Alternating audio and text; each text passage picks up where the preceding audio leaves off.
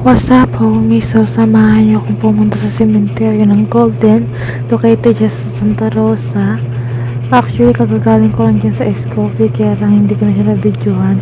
Kasi akala ko hindi na makaka-video yung camera ko, pero sa front cam lang pala, hindi lang pala siya sa back cam.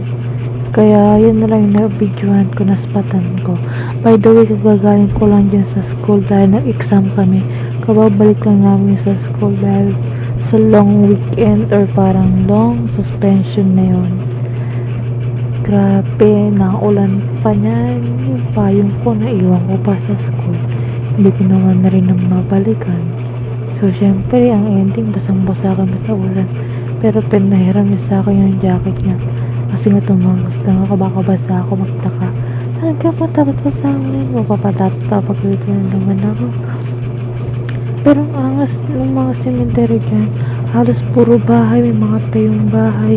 Tapos dyan naman sa pinagtibingan na yun, ayun, sementado siya, ang lawak niyan. Parang limang tiles lang yan. Tapos paakyat pa yun, ilang floor, 5 floors pa yan. Ang taas niya. Kung maganda daw yung bundok sana dyan kung hindi maulan, kaya lang maulan.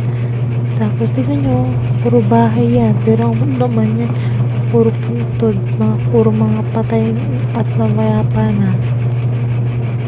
Kaya lang kasi umulan yun, hindi ako makapicture. Tapos kung tignan nyo, check out kung video-videohan yan. Tapos yung pang-rooftop na dyan, ang babukal, parang pag nag-away kayo, matutulakan ganun. Mabilis ka mahuhulog. Kaya kung makikita nyo naman na uulan pa din at wala kami silong. Tumuwid na kami sa may CR para tumipat na kami sa mama niya. Kaya lang lumakas na naman yung ulan.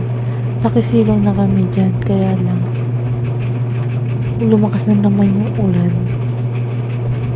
So, naghintay kami ng ilang oras para humina. Kaya ayan, tumila naman at nakasakay na kami, pero basang-basa na kami niyan. Pero mas basa yung kasama ko. Tapos bumili na kami ng isaw para kumain. Tapos yun, uwian na kami. Yan lang. Bye, homies.